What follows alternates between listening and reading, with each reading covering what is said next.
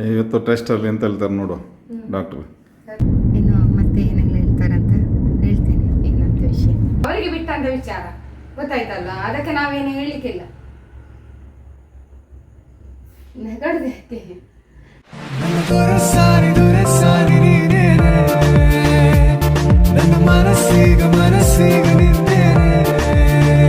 Hi friends, good morning. ಇನ್ನು ಹೇಳಿ ಏನು ಡಿಸ್ಚಾರ್ಜ್ ಸಮ್ಮರಿ ಫೈಲ್ ತೆಗಿಯೋದು, ಅದು ಬೇಕದು. ಅದೇ ಫೈಲಿಗೆ ಹೋಗ್ಕೋಲ್ಲ. ಹ್ಞೂ ನೋಡಿ ಫ್ರೆಂಡ್ಸ್, ಇವತ್ತು ನಾವು ಹಾಸ್ಪಿಟಲಿಗೆ ಹೋಗ್ತಾ ಇದ್ದೇವೆ. ಯಾಕೆ ಹೇಳಿದರೆ ಹಸ್ಬೆಂಡಿಗೆ ಡಿಸ್ಚಾರ್ಜ್ ಎಲ್ಲ ಆಯ್ತಲ್ಲ, ಹಾಗೆ ಸ್ವಲ್ಪ ದಿನ ರೆಸ್ಟ್ ಆಯಿತು. ಸೊ ಇವತ್ತು ಬರಲಿಕ್ಕೆ ಹೇಳಿದ್ದಾರೆ, ಅವರನ್ನೊಮ್ಮೆ ಟೆಸ್ಟ್ ಮಾಡಲಿಕ್ಕೆ ಉಂಟು ಅಂತೇಳಿ ಹೇಳಿದ್ದಾರೆ. ಹಾಗೆ ಇವತ್ತು ಹೊರಟದು. ನಾನು ಮತ್ತು ನನ್ನ ಯಜಮಾನರು ಹೊರಟಿದ್ದೇವೆ. ಮತ್ತು ಈಗ 1 ಗಂಟೆ ಆಯಿತು, ಹಾಗೆ ಹೋಗುವ ಅಂತೇಳಿ. ಹುಷಾರಿದ್ದಾರೆ ಈಗ, ಪರವಾಗಿಲ್ಲ, ತೊಂದರೆ ಇಲ್ಲ. ಮಕ್ಕಳನ್ನು ಕೂಡ ಬೆಳಿಗ್ಗೆ ಡ್ರಾಪ್ ಮಾಡಿ ಬಂದರು, ಇಬ್ಬರನ್ನು ಕೂಡ. ಆಮೇಲೆ ಎಂತಾರೆ ಏನಾದರೂ ಮಾತಾಡಿ ನೀವು. ಇವತ್ತು ಟೆಸ್ಟಲ್ಲಿ ಎಂತ ಹೇಳ್ತಾರೆ ನೋಡು ಡಾಕ್ಟ್ರು. ಇವತ್ತು ಏನು ಹೇಳ್ತಾರೆ ನೋಡು ಅಲ್ಲ ಟೆಸ್ಟಲ್ಲಿ. ಅದು ಸ್ವಲ್ಪ ಗಟ್ಟಿ ಇತ್ತಲ್ಲ ಕಫ ಅಂತ ಹೇಳಿದ್ರೆ, ಲಂಗ್ಸಲ್ಲಿ ತುಂಬ ಗಟ್ಟಿಯಾಗಿತ್ತು. ಅದು ಕ್ಯೂರ್ ಆಗಲಿಕ್ಕೆ ಟೈಮ್ ತಗೊಳ್ತದೆ ಅಂತೇಳಿ, ಅದಕ್ಕೆ ಸ್ವಲ್ಪ ರೆಸ್ಟ್ ಕೂಡ ಬೇಕು. ಮತ್ತು ಫುಡ್ಡಲ್ಲಿ ಅಂತ ಹೇಳಿದರೆ ಅವರಿಗೆ ಕೋಲ್ಡ್ ಎಲ್ಲ ಕೊಡಲಿಕ್ಕಿಲ್ಲ, ಅದೆಲ್ಲ ತುಂಬ ಜಾಗ್ರತೆ ಬೇಕು ಅಂತೇಳಿ. ಮತ್ತು ಒಮ್ಮೆಲೆ ಡ್ಯೂಟಿಗೆ ಹೋದರೆ ಅದು ಸಹ ಹೆವಿ ಆಗ್ತದಲ್ಲ, ಅದಕ್ಕೋಸ್ಕರ ಎಲ್ಲ ಆ ಒಂದು ಹಿತದೃಷ್ಟಿಯಿಂದ ರೆಸ್ಟ್ ಬೇಕಂತ ಹೇಳಿದ್ದಾರೆ. ಪರವಾಗಿಲ್ಲ, ಅವರು ಈಗ ಹಸ್ಬೆಂಡ್ ನಾರ್ಮಲ್ ಆಗಿ ಕೂಡ ಹುಷಾರಿದ್ದಾರೆ. ಈಗ ಬೆಳಿಗ್ಗೆ ಕೂಡ ನನ್ನ ಜೊತೆ ಇರ್ತಾರೆ ಎಲ್ಲ. ಈಗ ಬೆಳಿಗ್ಗೆಲ್ಲ ಮೊದಲು ಹೇಗಿದ್ರು ಹಾಗೆ ಇದ್ದಾರೆ. ಅವರ ರುಟೀನ್ ಮಾಡುವಂಥದ್ದೆಲ್ಲ ಮಾಡ್ತಾ ಇದ್ದಾರೆ ದೇವರ ಆಶೀರ್ವಾದದಿಂದ. ಹಾಗೆ ನಿಮ್ಮ ಹತ್ರ ಎಲ್ಲ ಮಾತಾಡ್ಕೊಂಡು ಹೋಗುವ ಅಂತಕೊಂಡು ಇವತ್ತು ಟೆಸ್ಟ್ ಉಂಟಲ್ಲ, ಅದಕ್ಕೆ ಹೋಗುವ ಅಂತಕೊಂಡು ಮಾತಾಡ್ಲಿಕ್ಕೆ ಬಂದದ್ದು. ಈಗ ನೀವೆಲ್ಲರೂ ಕೂಡ ತುಂಬ ಪ್ರೇಯರ್ ಮಾಡಿದ್ದೀರಿ ಫ್ರೆಂಡ್ಸ್. ಹಾಗೆ ನಿಮ್ಮೆಲ್ಲರ ಆಶೀರ್ವಾದ ಕೂಡ ಒಳ್ಳೆ ಫಲಿಸಿತು. ತುಂಬ ಪ್ರೀತಿ ಕೊಡ್ತೀರಿ, ತುಂಬ ನಮ್ಮ ಫ್ಯಾಮಿಲಿಗೆ ಆಶೀರ್ವಾದ ಮಾಡ್ತೀರಿ. ಏನಾಗೋದಿಲ್ಲ ಮೇಡಮ್, ಇದೆಲ್ಲ ಸಣ್ಣದು ದೊಡ್ಡದು ಮಾಡಬೇಡಿ, ಇದು ಬೇಗ ಕ್ಯೂರ್ ಆಗ್ತಾರೆ, ಅದೆಲ್ಲ ನೀವು ನನಗೆ ಧೈರ್ಯ ತುಂಬಿಸ್ತೀರಿ. ಹಾಗೆ ತುಂಬ ಧೈರ್ಯ ತುಂಬಿಸ್ತೀರಿ, ಪ್ರೀತಿ ಕೊಡ್ತೀರಿ. ಇದುವೇ ದೊಡ್ಡ ಆಸ್ತಿ ಅಂತೇಳಿ ಹೇಳ್ತೀನಿ ನಾನು. ತುಂಬ ಪ್ರೀತಿ ಕೊಡ್ತಿರೋದು ಮತ್ತು ಧೈರ್ಯ ಕೂಡ ಬರ್ತದೆ. ಈಗ ನಾನು ವೀಡಿಯೋ ಮಾಡಿದ್ರೆ ಏನಾಗ್ತದೆ ಗೊತ್ತುಂಟಾ, ನಾನೇ ಸಫರ್ ಹಾಕಿ ಬಿಡ್ತೇನೆ.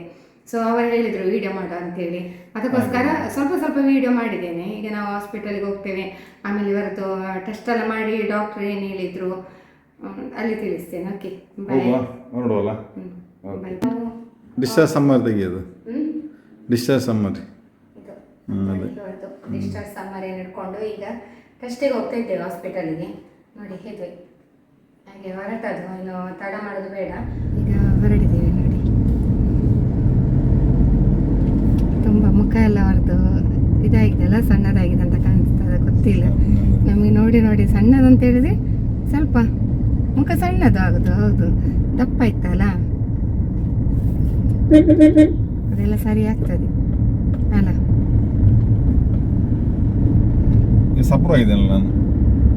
ನಮಗೆ ಗೊತ್ತಾಗುದಿಲ್ಲ, ನಮಗೆ ಅಷ್ಟು ಗೊತ್ತಾಗುದಿಲ್ಲ. ಸ್ವಲ್ಪ ಆಗಿದ್ದಾರೆ, ಜಾಸ್ತಿ ಇಲ್ಲ. ಅಷ್ಟು ನಮಗೆ ಗೊತ್ತಾಗುದಿಲ್ಲ, ಅಷ್ಟೇನೂ ಆಗಲಿಲ್ಲ, ಸ್ವಲ್ಪ ಲೈಟ್. ಮಳೆಯಲ್ಲಿ ಇವತ್ತು ಒಳ್ಳೆ ಬಿಸಿಲುಂಟು. ಓಕೆ ಫ್ರೆಂಡ್ಸ್, ನಾವು ರೀಚ್ ಆದೆವು.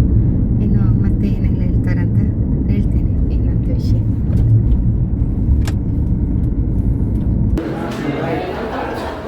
ನಾವು ಹಾಸ್ಪಿಟಲ್ ಅಂತೇಳಿ ಬಂದದಲ್ಲಿ ಕ್ಲಿನಿಕಲ್ಲಿ ಸ್ಪೆಷಲ್ ಕ್ಲಿನಿಕ್. ಸೊ ಪೇಷಂಟ್ ಆದ ಮೇಲೆ ನಾಲ್ಕನಿಗೆ ಮಾತಾಡ್ತಿದ್ದೇವೆ. ಇಬ್ಬರಾದ ಮೇಲೆ ನಾವು ಈಗ ವೇಟ್ ಮಾಡ್ತಾ ಇದ್ದೀವಿ, ಡಾಕ್ಟ್ರ್ ಇಲ್ಲಿ ಇದ್ದಾರಂತೆ. ನೋಡಿ ಫ್ರೆಂಡ್ಸ್, ನಾವು ಈಗ ಬಂದು ಅಲ್ಲ, ಈಗ ಊಟ ಆಯಿತು. ಬಂದದ್ದು ಸ್ವಲ್ಪ ಹೊತ್ತಾಯಿತು, ಊಟ ಆಯಿತು. ಆಮೇಲೆ ಅಲ್ಲಿ ಡಾಕ್ಟ್ರಲ್ಲಿ ಮೀಟ್ ಆದೆವು. ಮತ್ತೆ ನಾವು ಅಲ್ಲಿ ಕುತ್ಕೊಂಡಿದ್ದೆವು. 2 ಪೇಷಂಟ್ ಉಂಟಂತ ಹೇಳಿದರು. ಸ್ವಲ್ಪ ಲೇಟ್ ಕೂಡ ಆಯಿತು. ಪೇಷಂಟ್ ಅವ್ರದ್ದು ನೋಡುವಾಗ ಅವರನ್ನು ಸಹ ನೋಡಬೇಕಲ್ಲ. ಮತ್ತು ನಾವು ಡಾಕ್ಟ್ರಿಗೆ ಡೈರೆಕ್ಟ್ ಕಾಲ್ ಮಾಡಿದರು. ಯಾಕೆಂದರೆ ಊಟದ ಸಮಯ ಕೂಡ ಹತ್ತಿರ ಆಯಿತು. ಇನ್ ಕೇಸ್ ಅವರು ಊಟಕ್ಕೆ ಹೋದರೆ ಇನ್ನು ನಾವು ಬಾಕಿ ಆಗ್ತೀವಿ ಅಲ್ವಾ, ಅದಕ್ಕೋಸ್ಕರ ನಾವು ಕಾಲ್ ಮಾಡುವಾಗ ರಿಸೀವ್ ಮಾಡಿದರು. ಇಲ್ಲ, ನಾನು ಊಟಕ್ಕೆ ಹೋಗೋದಿಲ್ಲ, ನೆಕ್ಸ್ಟ್ ನಿಮ್ಮನ್ನು ಕರಿತೇವೆ ಅಂತ ಹೇಳಿದರು. ಅಲ್ಲಿ ಪೇಷಂಟ್ ಆದ ಕೂಡ ನಮ್ಮನ್ನು ಕರೆದ್ರು. ಮತ್ತು ಎಲ್ಲ ಟೆಸ್ಟ್ ಎಲ್ಲ ಆಯಿತು, ಎಲ್ಲ ನಾರ್ಮಲ್ ಬಂದಿದೆ ರಿಪೋರ್ಟು. ಆಮೇಲೆ ಅದೇ ಇದು ಕಫ ಎಲ್ಲ ಹೇಗಿತ್ತು ಅದೆಲ್ಲ ಕೇಳಿದೆ ನಾನು. ಇಲ್ಲ, ಅದೆಲ್ಲ ತುಂಬ ಕ್ಯೂರ್ ಆಗಿದೆ, ಏನು ಸಮಸ್ಯೆ ಇಲ್ಲ ಅಂತ ಹೇಳಿದರು. ಮತ್ತೊಂದು ವಿಷಯ ಅಂತ ಹೇಳಿದರೆ, ಅವರದ್ದು ಇಲ್ಲಿ ನೋಡಿ, ಇಲ್ಲಿ ನೆಕ್ ಹತ್ರ ತುಂಬ ಅಂದರೆ ತುಂಬಾ ಫ್ಯಾಟ್ ಅಲ್ಲ, ಇಲ್ಲಿ ಎಲ್ಲ ಮಾಂಸ ಜಾಸ್ತಿ ಅವರದು. ಇಲ್ಲಿ ಕಾಣ್ತಿರ್ಬೋದು ನಿಮ್ಗೆ, ಇಲ್ಲೆಲ್ಲ ಅವರದು ಒಂಥರ ತುಂಬಾ ಫ್ಯಾಟ್ ಅಲ್ಲ, ಇಲ್ಲೆಲ್ಲ ಮಾಂಸ ಉಂಟು ಅವರಿಗೆ. ಈ ಸಪೂರ ಇದ್ದವರಿಗೆ ಅದು ಅಷ್ಟೊಂದು ಸಮಸ್ಯೆ ಆಗುದಿಲ್ಲ. ಇದು ಸಮಸ್ಯೆ ಅಂತಲ್ಲ, ಅಂದ್ರೆ ಅವರಿಗೆ ಅಷ್ಟು ಆ ಟೈಮಲ್ಲಿ ಒಮ್ಮೆ ಜೋರಾಗಿತ್ತಲ್ಲ, ಅದು ಯಾವ್ದ್ರಿಂದ ಜೋರಾದದು ಅಂತೇಳಿ ನಮ್ಗೆ ಹೇಳಿದ್ರು, ಅದ್ರ ಬಗ್ಗೆ ಡೀಟೇಲ್ಸ್ ಆಗಿ ಹೇಳಿದ್ರು, ಯಾಕೆ ಅವರಿಗೆ ಯಾವ ರೀತಿ ಜೋರಾಯ್ತು ಅಂತೇಳಿ.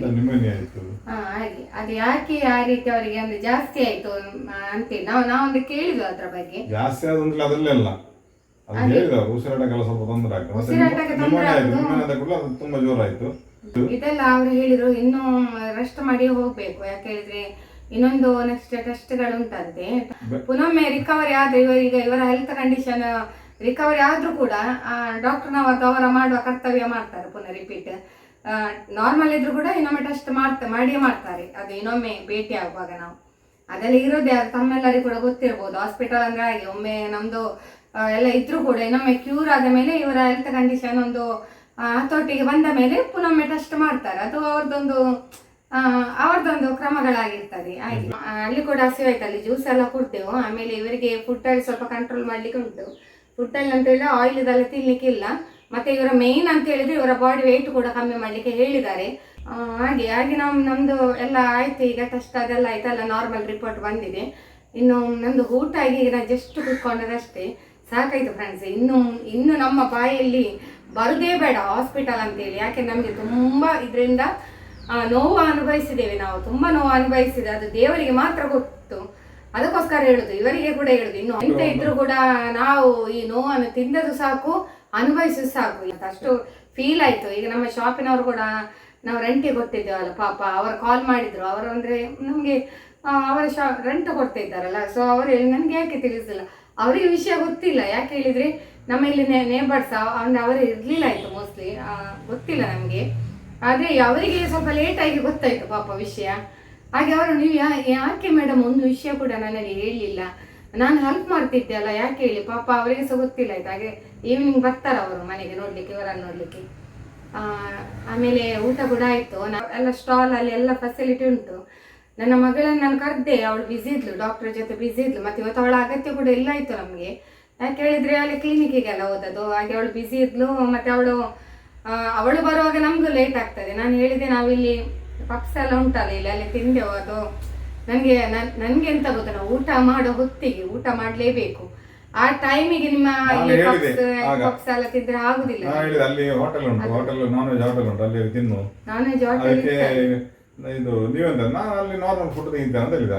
ನಾನು ಬೇಡ ನಾವು ಅಲ್ಲಿ ಕ್ಯಾಂಟೀನ್ ಮಾತ್ರ. ಅಂದ್ರೆ ಇವರಿಗೆ ತಿನ್ಲಿಕ್ಕಿಲ್ಲಲ್ಲ, ಅದು ಸ್ವಲ್ಪ ನನಗೆ ಇದಾಯ್ತು. ಇವರಿಗೆ ತಿನ್ಲಿಕ್ಕಿಲ್ಲ, ಇನ್ನು ನಾನು ತಿನ್ನೋದು ಸ್ವಲ್ಪ ನನಗೆ ಬೇಡ ಅನಿಸಿತು. ಅದಕ್ಕೋಸ್ಕರ ನಾನು ಅಲ್ಲಿ ವಡಾಪಾವ್ ತಕೊಂಡೆ. ಅದು ಸಹ ನನಗೆ ಸರಿಯಾಗ್ಲಿಲ್ಲ, ಯಾಕೆ ಹೇಳಿದ್ರೆ ಅದು ಅಂದ್ರೆ ಅವರ ಫುಡ್ ಒಳ್ಳೆದಿತ್ತು, ಬಟ್ ನನಗೆ ಮಧ್ಯಾಹ್ನ ಊಟ ಮಾಡಬೇಕು.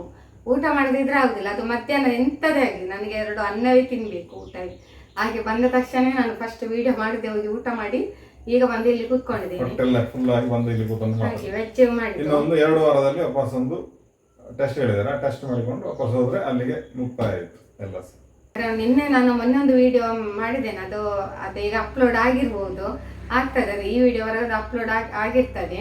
ಸೊ ಆ ವಿಡಿಯೋದಲ್ಲಿ ನಾನು ಮಾತಾಡಿದ ಕೆಲವು ಪಾಯಿಂಟ್ ಅಂದ್ರೆ ನಾನೊಂದು ಜನತೆಗೆ ಒಂದು ಒಳ್ಳೆ ಸಂದೇಶ ಕೊಟ್ಟಿದ್ದೆ, ಬಟ್ ನನಗೆ ಗೊತ್ತೇ ಇಲ್ಲ ಅದರಲ್ಲಿ ವಿಡಿಯೋ ಬರಲಿಲ್ಲ. ಯಾಕೆ ಹೇಳಿದ್ರೆ ಇದರಲ್ಲಿ ಇರ್ತದಲ್ಲ, ಟ್ರೈಪಾಡ್ ಅಲ್ಲಿ ಇರ್ತದೆ. ಸೊ ಆ ವಿಡಿಯೋ ಬರಲಿಲ್ಲ, ನಾನು ಕೂಡ ಚೆಕ್ ಮಾಡಲಿಲ್ಲ. ಪರವಾಗಿಲ್ಲ, ಅದು ಇನ್ನೊಮ್ಮೆ ನಾನು ಈಗ ಫ್ರೀ ಇರುವಾಗ ಮಾತಾಡ್ತಿರ್ತೇನೆ ಅದರ ಬಗ್ಗೆ ಜನತೆಗೆ. ಹಾಗೆ ಡಾಕ್ಟ್ರು ಕೂಡ ನನಗೆ ತುಂಬಾ ಇದು ಕೊಟ್ಟರು, ಅಂದ್ರೆ ಗೈಡ್ ಮಾಡಿದ್ರು. ಮೇಡಮ್ ನೀವು ಮೋಟಿವೇಶನ್ ವಿಡಿಯೋ ಎಲ್ಲ ಮಾಡಿ, ಅದೆಲ್ಲ ಜನತೆಗೆ ತುಂಬಾ ಹೆಲ್ಪ್ ಆಗ್ತದೆ, ತುಂಬಾ ನಾಲೆಜ್ ಉಂಟು ನಿಮ್ಗೆ, ಅದ್ರ ಬಗ್ಗೆ ಎಲ್ಲ ನನ್ನನ್ನು ಅಪ್ರಿಷಿಯೇಟ್ ಮಾಡಿದ್ರು. ಇನ್ನು ನೋಡ ಕ್ರಮೇಣ ಮಾಡ್ತೇನೆ ಅಂತ ಹೇಳಿದೆ. ನಾನು ಹೆಚ್ಚಿನ ಫೋಕಸ್ ಎಂತ ಬರೋದು ಫ್ರೆಂಡ್ಸ್, ಈಗ ನಾನು ಜಾಸ್ತಿ ರೀಲ್ಸಿಗೆ ಕೊಡ್ತಿದ್ದೇನೆ, ಯೂಟ್ಯೂಬ್ ವಿಡಿಯೋಕ್ಕೆ ಸಹ ಕೊಡ್ತೇನೆ. ವಿಡಿಯೋ ಅದಕ್ಕೆ ಎಡಿಟಿಂಗ್ ತುಂಬಾ ಟೈಮ್ ಬೇಕಾಗ್ತದೆ. ಒಂದು ರೀಲ್ಸ್ ಕೂಡ ಆಗಬೇಕು ನನಗೆ. ರೀಲ್ಸ್ ಮಾಡದಿದ್ರೆ ಉಂಟಲ್ಲ, ನಾನು ಸತ್ಯ ಹೇಳ್ತೇನೆ, ನನಗೆ ಏನೋ ಒಂದು ಅಸಮಾಧಾನ. ನನಗೆ ರೀಲ್ಸ್ ಮಾಡಲೇಬೇಕು. ಇವತ್ತು ಕೂಡ ಅಷ್ಟೇ, ನನಗೆ ರೀಲ್ಸ್ ಅಂತ ನನಗೆ ಮಾಡಲೇಬೇಕು. ಒಂದು ಟ್ರೆಂಡಿಂಗ್ ಸಾಂಗ್ ಉಂಟಲ್ಲ, ನಾನು ಮಾಡಿಯೇ ಮಾಡ್ತೇನೆ.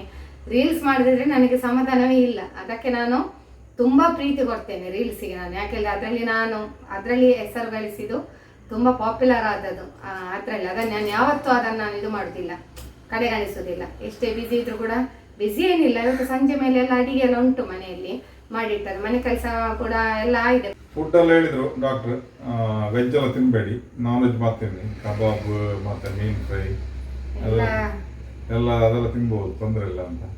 ಈಗ ವಿಡಿಯೋ ಆನ್ ಇಟ್ಟರೆ ಉಂಟಲ್ಲ ಏನೆಲ್ಲ ಮಾತಾಡ್ತಾರೆ ಸುಮ್ಮನೆ.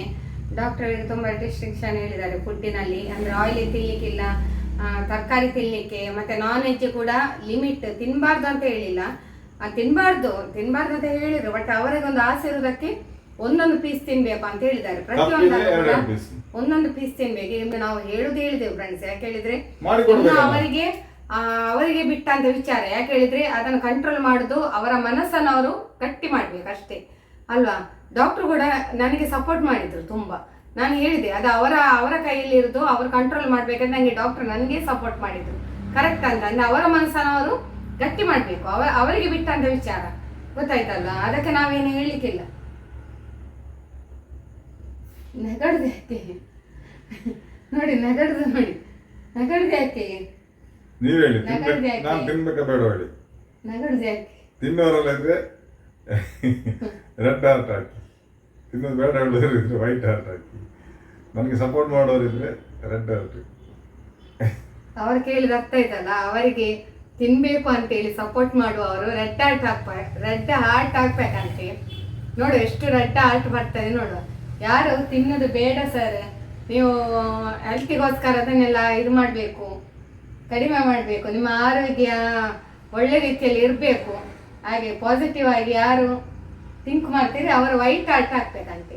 ವೈಟ್ ಹಾರ್ಟ್ ನೋಡ ಎಷ್ಟು ವೈಟ್ ಹಾರ್ಟ್ ಬರ್ತದೆ, ಎಷ್ಟು ರೆಡ್ ಹಾರ್ಟ್ ಬರ್ತದೆ ನೋಡ.